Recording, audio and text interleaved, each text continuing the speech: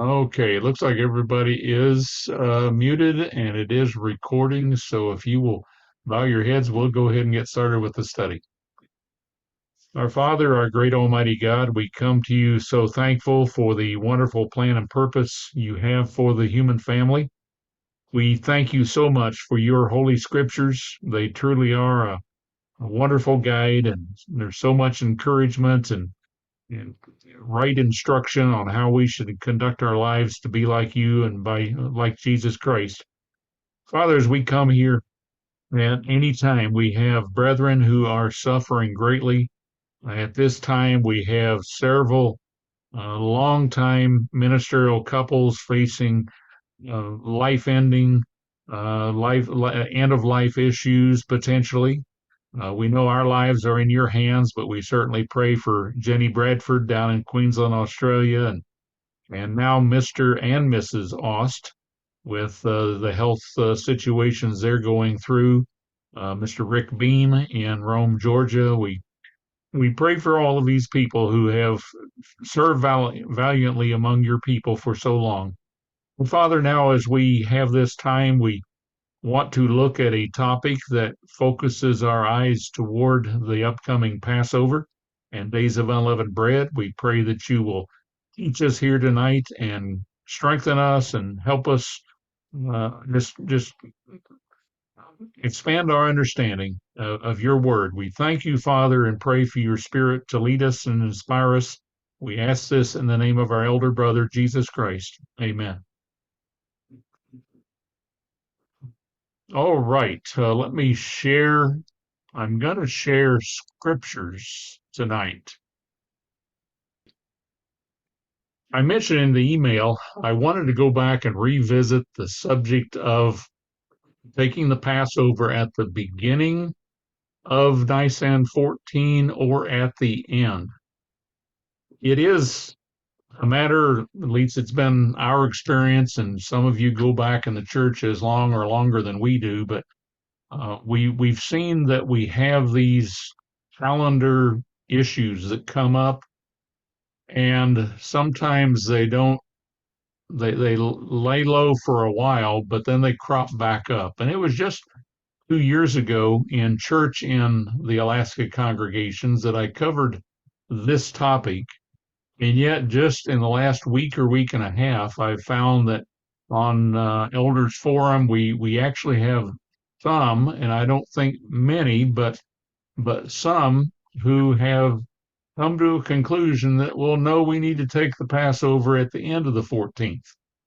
And these things just they take on a life of their own. They don't go away, and so I think it would behoove us to go back and to look at the subject once again.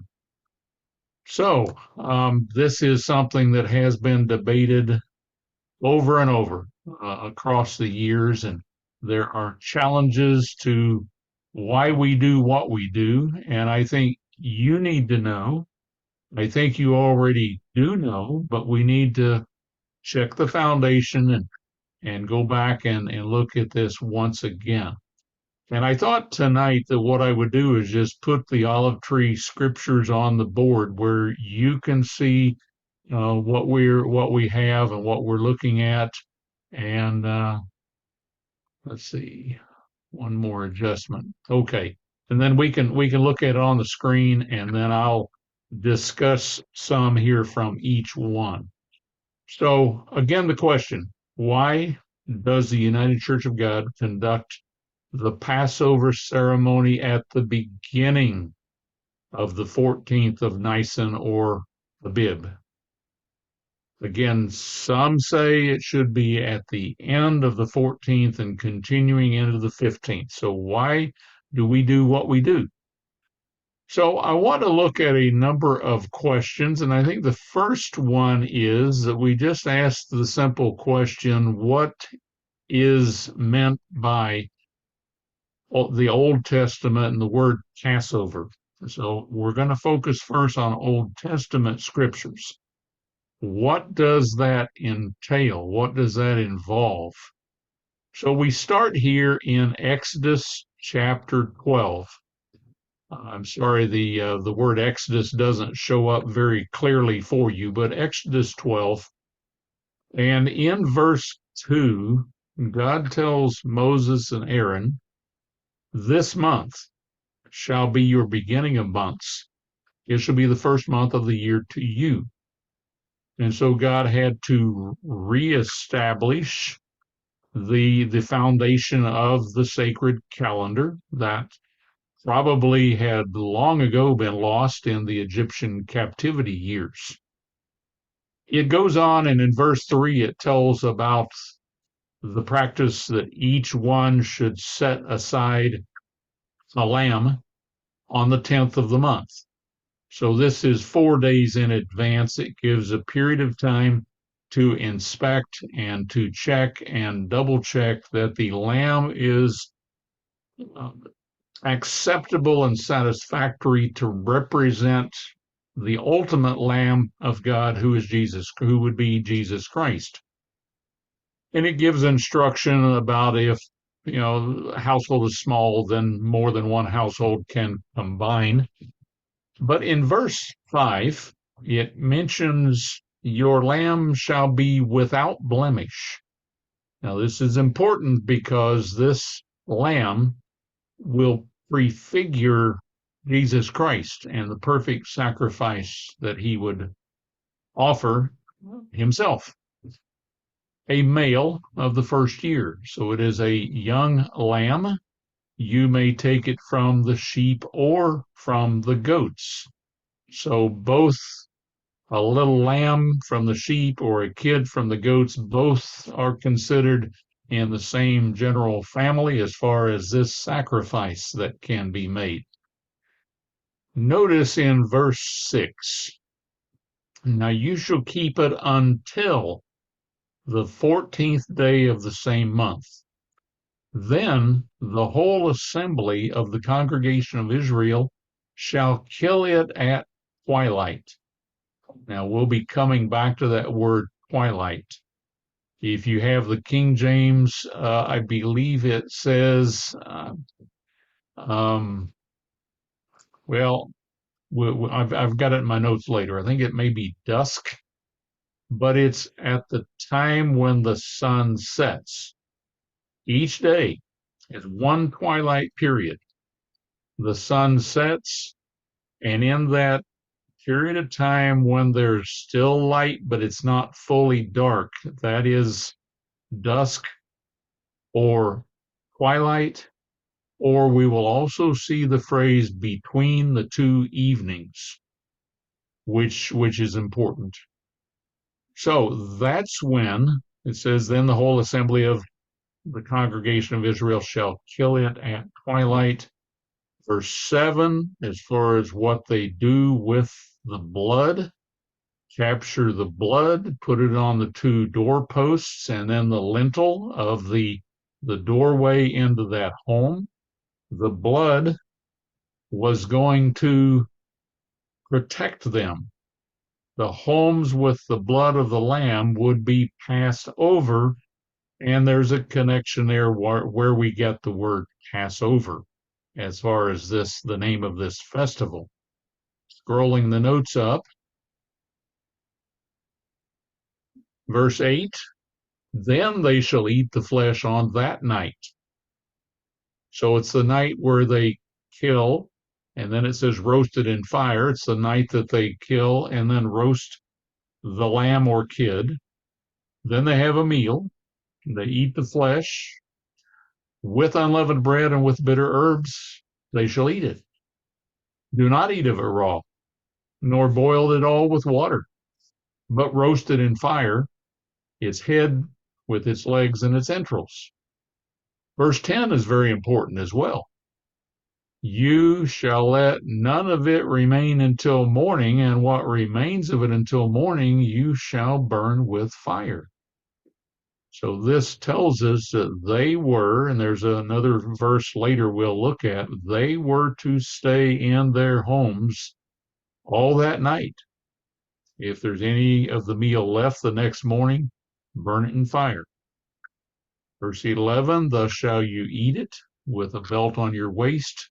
your sandals on your feet, and your staff in your hand. So you shall eat it in haste. It is the Lord's Passover.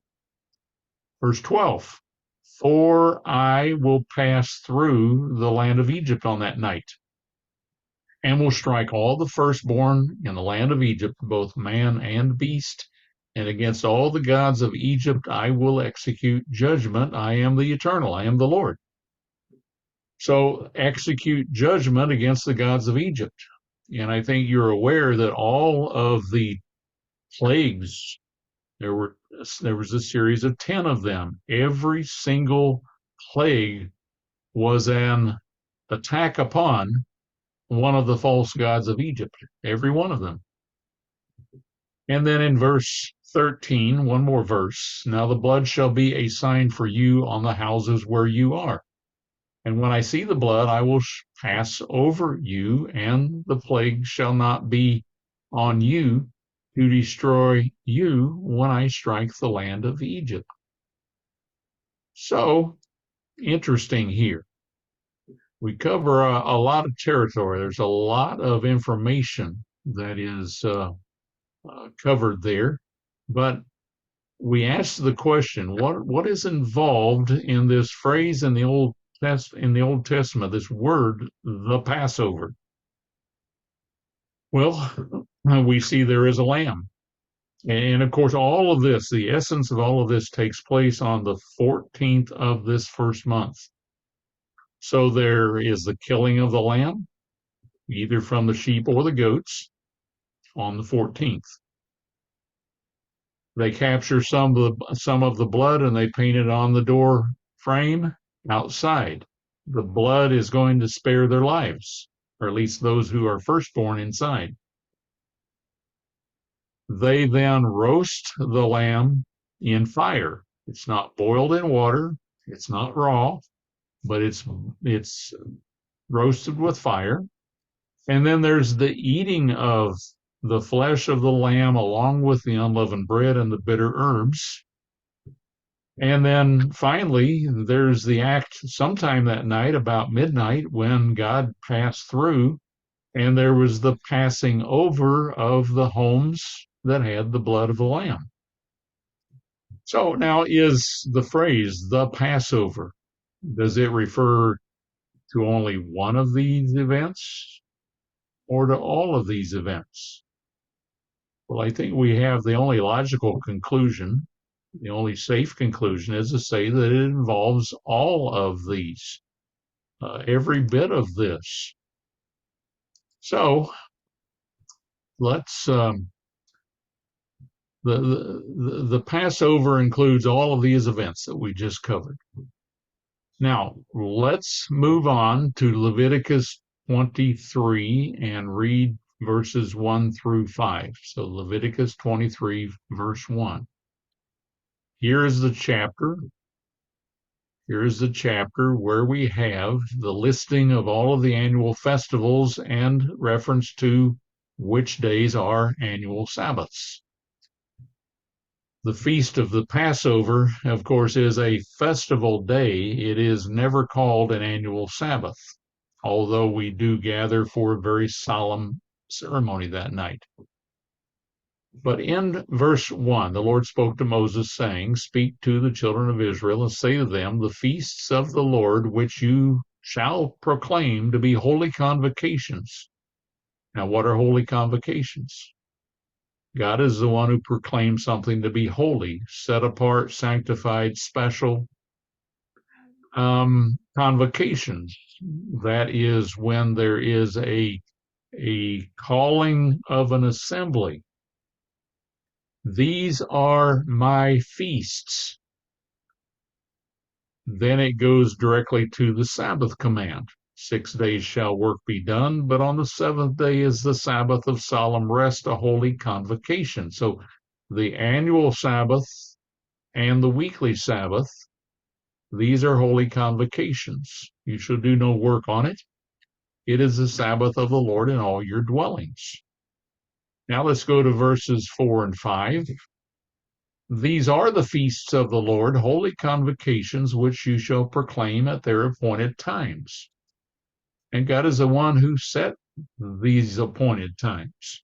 Man does not proclaim a time to meet with before God. Man does not say that this is holy time. Only God can do that.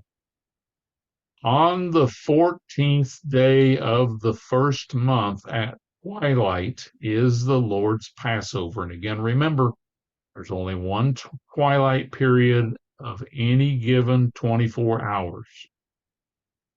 Now, in one sense, there's a morning twilight, but we're talking about when a new day begins, which in the Bible, the evening of the morning is the first day, the second day. So we begin a new day from God's reckoning in the evening. So it's at twilight. It's between the setting of the sun and the time when the light dissipates to the point to where it's dark. That period of time. That's what he's talking about. Now, both Exodus 12, as we just read, and now Leviticus 23, the Passover is used in reference to passing over the houses of Israel. Well, that's Exodus 12 told us that. It's also the night to sacrifice or slaughter the lamb, to have the meal, and it would be very unusual, in fact, downright illogical, to call this feast the Passover, but then have part of it take place on the next day, the 15th. And it's interesting that verse 6 right here says, on the 15th day of the same month is the feast of unleavened bread to the Lord. 7 days you must eat unleavened bread. So there's a very clear line that is drawn here between the 14th, and this is when you do the Passover, and then the 15th, and this begins 7 days of eating unleavened bread. And it goes on and says the first day and the seventh day are holy convocations. Now, we have always concluded that the Passover includes all of these events, from killing the lamb and the roasting the lamb and what is done with the blood. Again, the Old Testament practices that they had. Let's now go forward to another scripture, this time to Numbers 9. Numbers 9, and let's read verses 1 through 5. Verse 1. Now the Lord spoke to Moses in the wilderness of Sinai in the first month of the second year. So a year has transpired. They have been traveling. They went to, where the waters of Mara were. They went to Rephidim. They've traveled all over, and it's taken a long time. They come to the area of Mount Sinai. First month, the second year, after they'd come out of the land of Egypt, saying, let the children of Israel keep the Passover at its appointed time. Notice again verse 3, on the 14th day of this month at twilight. Now, if the marginal note shows up there, yes, literally it means between the evenings. Between the evenings. So at twilight, you shall keep it at its appointed time. And notice, according to all its rites and ceremonies, you shall keep it. And so everything that is involved that they do, as we saw in Exodus 12, the killing of the lamb, the roasting of the lamb, what to do with the blood, all of that falls into this statement of all its rites and ceremonies, and it's all done on the 14th of this month. Verse 5, and they kept the Passover on the 14th day of the first month at twilight. So the Bible consistently says the Passover is the 14th. Not one place does it say, well, it started late on the 14th and it continues into the 15th. It just doesn't say it. So they kept it at twilight in the wilderness of Sinai, according to all the Lord commanded Moses, so the children of Israel did.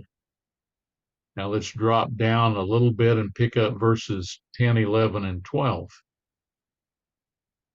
Verse 10, Speak to the children of Israel, saying, if any one of you or your posterity is unclean because of a corpse, or it is far away on a journey, he may still keep the Lord's Passover. Okay, this is instituting the option of a second, taking the Passover on the second month if you have valid reasons why you couldn't keep it the first month. So, being unclean, again, the Old Testament laws of purification, if they had touched a dead body, they were unclean. And so they were not to come among the camp of Israel, and they were outside the camp until cleansed. Far away on a journey, he may still keep the Lord's Passover. Verse 11, on the 14th day of the second month at twilight, they may keep it. They shall eat it with unleavened bread and bitter herbs. Leave none of it until morning. Break any of its bones. Again, Jesus did not have any of his bones broken. And so this little lamb prefigures Jesus Christ's sacrifice. And at the end of verse 12, according to all the ordinances of the Passover, they shall keep it. So here it tells them what to do on the first month on the 14th. And now if someone can't be there, they have the option of the second month, but it's still on the 14th. And all of the ordinances, all of the rites connected to it, they are to do on that day. Now, get caught up. I've got my notes on part of the screen here. I need to roll it up, get caught up. So according to all the ordinances of the Passover. Now, the Passover, as we have already seen, is an annual date on a year's calendar. There's the first month. There's 30 days in the first month. The second month has 29. They alternate 30, 29, 30, 29. But the first month has 30. On the 14th day of that first month, Nisan or Abib, that's when you keep the Passover. It is repeatedly stated the Passover is the 14th of the first month. Or in this case, it may be kept on the 14th of the second month.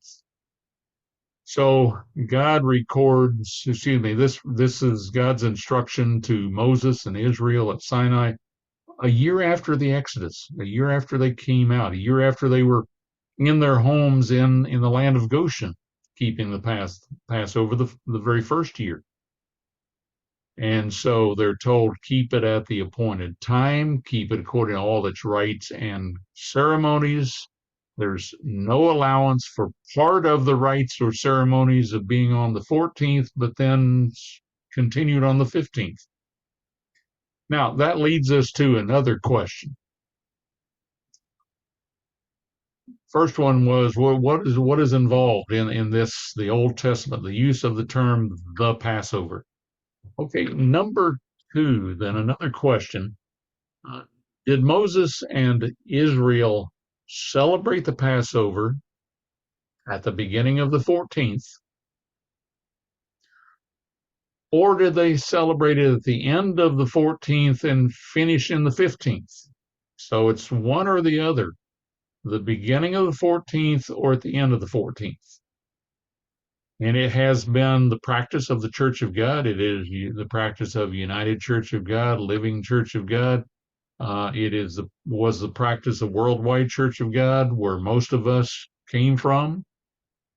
There are many, many churches of God, fellowships, and they keep it on the 14th, at the beginning of the 14th. But again, once in a while, this argument gets some traction as far as, well, no, they were doing it at the end of the 14th. So we're going to deal with that question. The church has studied this topic exhaustively. many, many times. And in fact, this past year, the council put out an updated statement, a study paper on the Hebrew calendar. And the intention was that, okay, we're going to look at it one more time. We're just going to lay out what United Church of God believes. And if anyone has any question, then look at our paper. And if we can't walk together, then we may have to go separate ways. But here we have, again, this idea of late on the 14th and the 15th getting a little traction. So the church has looked at it, and I do believe there are some areas where sincere Christians can look at evidence and come to different conclusions. Perhaps that is happening here. There are some credible arguments, and I think the preponderance of the evidence points to Israel having observed the Passover at the beginning of 14th. But at the same time, I will admit there are some credible arguments that are made for Israel having observed it late on the 14th and into the 15th. I'll give some that, although again, I believe absolutely the greater amount of evidence points to beginning of the 14th. But I'm gonna make a statement that may shock you, and that is this: it doesn't really matter in the New Testament age. All right, well, let me explain why I say that. What you and I will do when the Passover comes is based upon what Jesus Christ gave the church. For instance, in John 13 and Matthew 26, etc. We do what Jesus Christ did with his disciples that night later that night he was betrayed. That's the reason I say, in one sense, it doesn't really matter. Now, the issue of the Old Testament is largely history and chronology, but it doesn't affect why we do and how we do and in what order we do. I mean, we don't kill a lamb today. We don't have a meal with unleavened bread and bitter herbs. We wash feet, we take bread, we take wine. We sing a hymn and the evening's over. The New Testament Passover is conducted differently. So history and having our chronology right in the Old Testament events doesn't in fact affect or impact what we do today. However, we do need to look at some of the more common claims that are made with respect to beginning of the 14th or end of the 14th. So let's look at this question number 2. I'm going to break it down into subpoints A through E. I believe I have 5 of them. We read a while ago, and I highlighted twilight, and it literally, the word means, and I'm not going to give you the Hebrew word, but it means between the evenings or between the 2 evenings. Some make the claim that twilight or between the evenings can occur at the end of the 14th. Well, it can, but that's actually the 15th. Let's go back and look at Exodus 12, verse 6. We read this a while ago. Verse 6, now you shall keep it until, this is the little lamb that they set aside, until the 14th day of the first month. Then the whole assembly of the congregation of Israel shall kill it at twilight. At twilight. We'll get to this, but when is twilight? All right, we'll come back to that. Let's also revisit Numbers 9, verses 2 and 3. Again, we already read this, but verse 2, let the children of Israel keep the Passover at its appointed time on the 14th day of this month. You see, the Old Testament always connects the Passover is the 14th of this first month. Then it says at twilight. You shall keep it at its appointed time according to all its rites and ceremonies. You shall keep it. Now, there are Hebrew scholars who believe that originally the lambs were killed just after sunset at the beginning of the 14th. And there are scholars who believe they did it right at the end of the 14th. And then most of what they did was into the 15th. But we notice here that Israel was to, if I highlight this word again, twilight, literally between the evenings. So Israel was told to kill it between the two evenings. And most modern translations now commonly translated into the English as the word twilight. I looked up in the Webster's New World Dictionary of the American Language. It defines twilight as the subdued light just after sunset. Another definition, the period from sunset to dark. And that's what I presented a little while ago. Now, the King James Version, here I have it in my notes, the Hebrew word Ereb is translated as even. So if you read the Old King James, it'll say you kill it at even, meaning evening. And here, the New King James that I have on the screen, it says twilight. Now, there are other translations. I have a copy of the Holy Scriptures by the Jewish Publication Society, and they use the word dusk. But it means the same thing, twilight, dusk, between the evenings. It's all the same time, from the time sun sets until then it gets dark. The more modern version of the Jewish translation, called the Tanakh, renders this word twilight, or they render it as twilight. The original called it dusk, now they call it twilight. Now, James Moffat probably is a name, there's a Moffat translation, an old standby. He certainly was a well-respected Hebrew scholar. And with this word, James Moffat translated it as between sunset and dark. That's how he translated this word. The Jerome Biblical Commentary on Numbers 9, verse 3, right here, at twilight, it says, on the 14th of Nisan, between the time the sun went down and darkness fell. Now, I don't know of any translation that renders the Hebrew word or words as late afternoon or, any time before a setting of the sun or anything similar.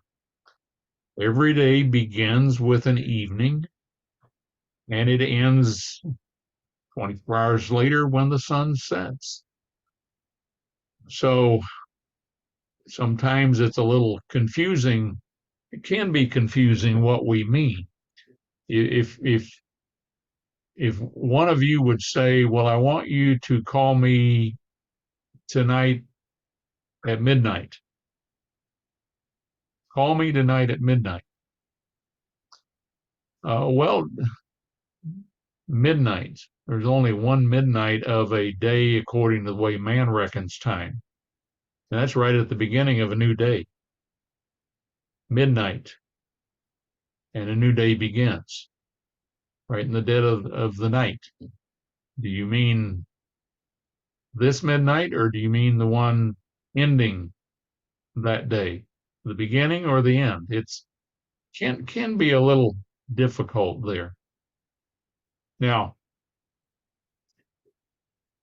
the United Church of God again agrees with the conclusion that we begin it when the 14th starts, and that's with sunset.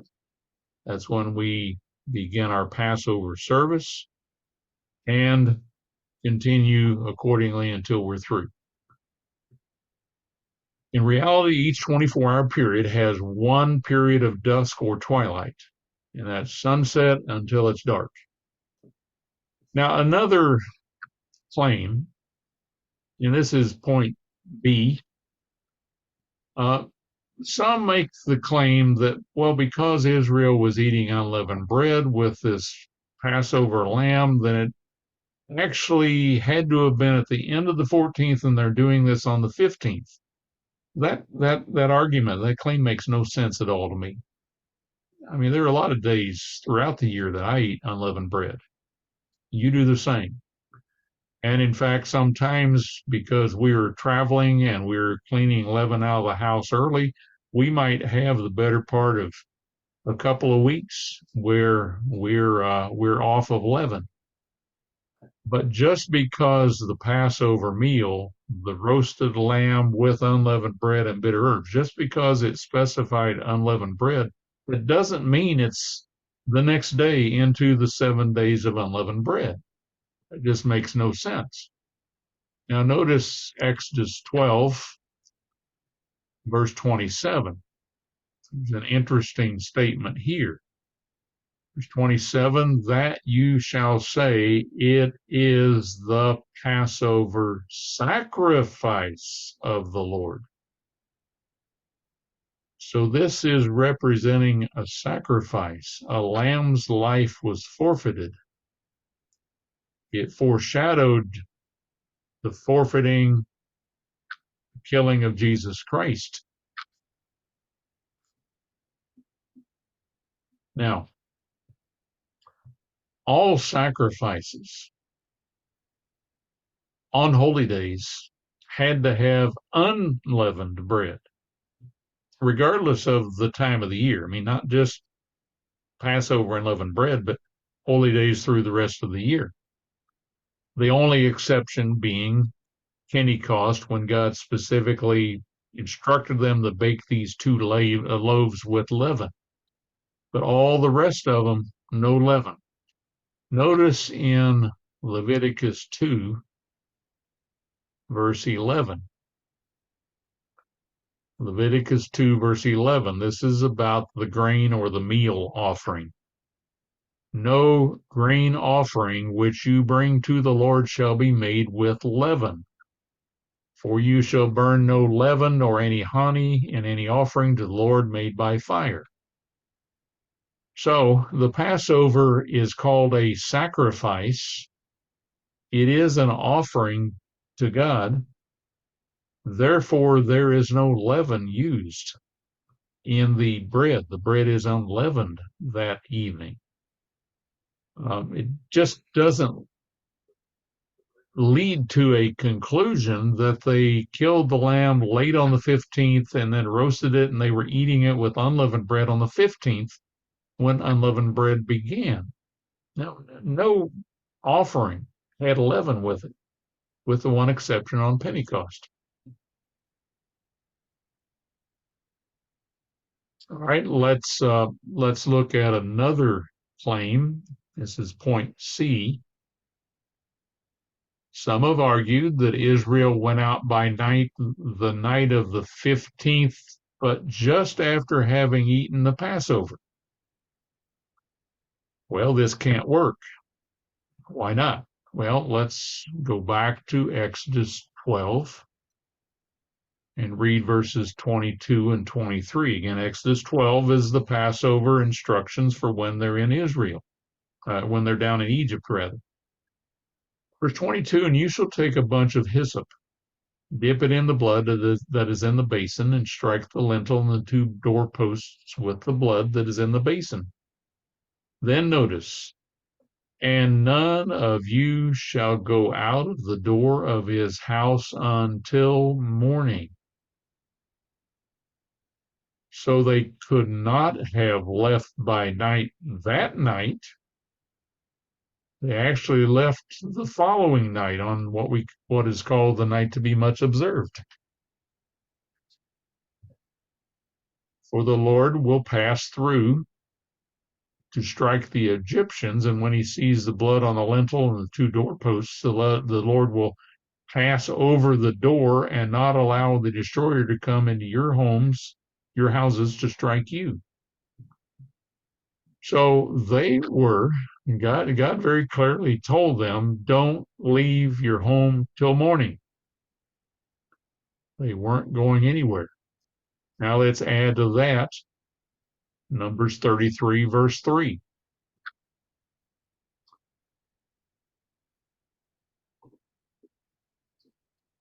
Verse 3, they departed from Ramesses in the first month on the 15th day of the first month, on the day after the Passover. I mean, is it not clear enough? I think some people like to argue. On the day after the Passover, the children of Israel went out with boldness in the sight of all the Egyptians. So the 14th, they killed the lamb, they roasted it, they had their meal, the blood was on the doorposts, and God said, don't go out until morning. Knowing there were firstborn of Egypt being killed outside, I don't suppose any of us would have dared to go outside the door. But here it says they departed. Ramesses is in Egypt. They departed Egypt the 15th day. Now, since God's reckoning of days starts at evening, if the Israelites kept the Passover at the beginning of the 15th, as some claim, then they went out the next morning, they would have gone out the same day as the Passover, not the day after the Passover. As it says here, on the day after the Passover, speaking of when they left. Okay, I have way too many notes. There are, let me mention, there are 3 papers posted on the UCG website, and I actually have them pulled up here. But there is the Passover of Exodus 12. It is a long work. I have gone through it more than once. It is quite an undertaking. Secondly, there's the New Testament Passover study paper. And then thirdly, there's a shorter one that is an appendix to the Passover of Exodus 12 that focuses on the Hebrew words that are translated here, between the evenings. Now, I have a Vine's expository dictionary. It defines, well, this phrase, the evenings. Vine says the phrase between the evenings means the period between sunset and darkness or twilight.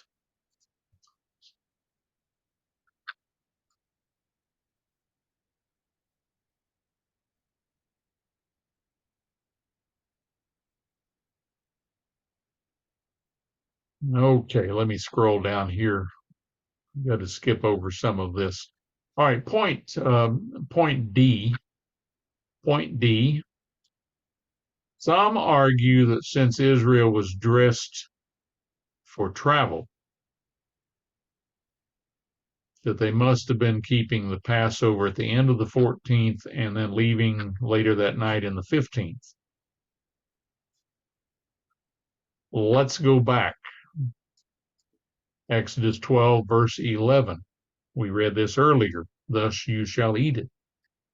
with a belt on your waist, your sandals on your feet, your staff in your hand. You shall eat it in haste. It is the Lord's Passover. Now, yes, although they were clothed, they were eating it clothed, ready to travel. They had their belt on, their shoes, their staff. That doesn't prove they left that night. In fact, the Bible, we just read the scripture that they left the next night, the night after the Passover. Some of the commentators suggest that being dressed for travel was an act of faith by the Israelites, but in part the Bible doesn't tell us. So let's look at Deuteronomy 16, verse 1. Deuteronomy 16, verse 1, observe the month of Abib, also called Nisan after the Babylonian captivity, and keep the Passover to the Lord your God, for in the month of Abib the Lord your God brought you out of Egypt by night. Now remember, we read the scripture. God said that night they were eating the Passover meal, don't go out of your house till morning. So that night, as the 14th has begun, they're not going anywhere. They left the next night because we just read the scripture that it was on the 15th, the day after the Passover, that they left. And again, back to Exodus 12, verse 22, the latter part, and none of you shall go out of the door of his house until morning. So it should make it clear enough, although then some come back as kind of a side argument and they say, well, yeah, but what do you mean morning? Because they go to the story of Ruth. Ruth, remember, Naomi suggested go there, lie at the feet of Boaz, which she did, at the threshing floor. But then Ruth 3, I don't have the verse, but she got up and left before she would be recognizable. And so let's keep moving. Coming out of one's door at early morning twilight time. See, there is a morning twilight as well. From the time there's a little glimmer of light until the sun comes up. But coming out of one's door at early morning twilight wouldn't be the same as the statement, God brought you out by night. So again, if you and I were there, thousands, who knows how many, tens of thousands, hundreds of thousands, we don't know how many were killed that night.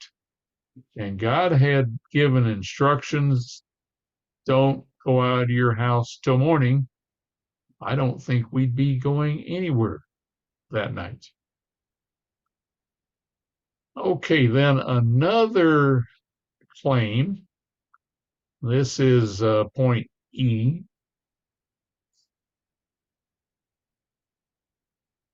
There are some who claim that the Passover feast was actually the 15th.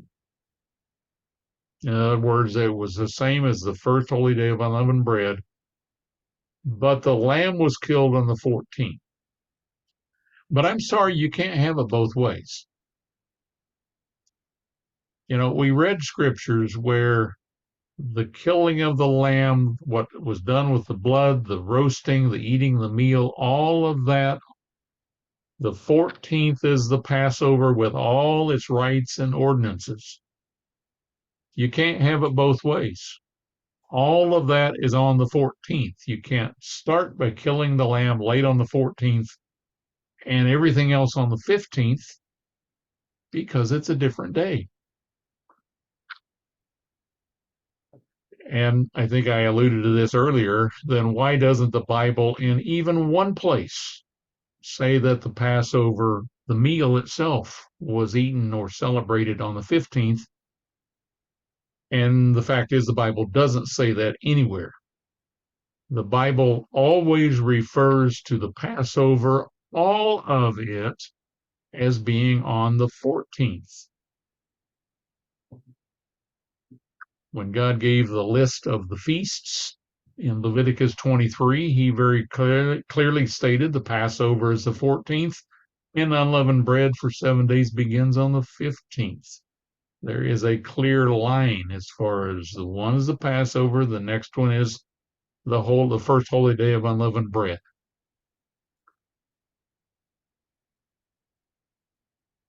The study paper called The Passover of Exodus 12 has a lot of scriptures that it mentions. We read Exodus 12:6. Keep it until the 14th day of the same month. We read Leviticus 23. On the 14th day of the first month at twilight. This is the Lord's Passover. Numbers 3, 2 places, 3 places said the 14th is the Passover. In the days of Joshua, when they crossed back into the promised land, they went through the Jordan River Valley.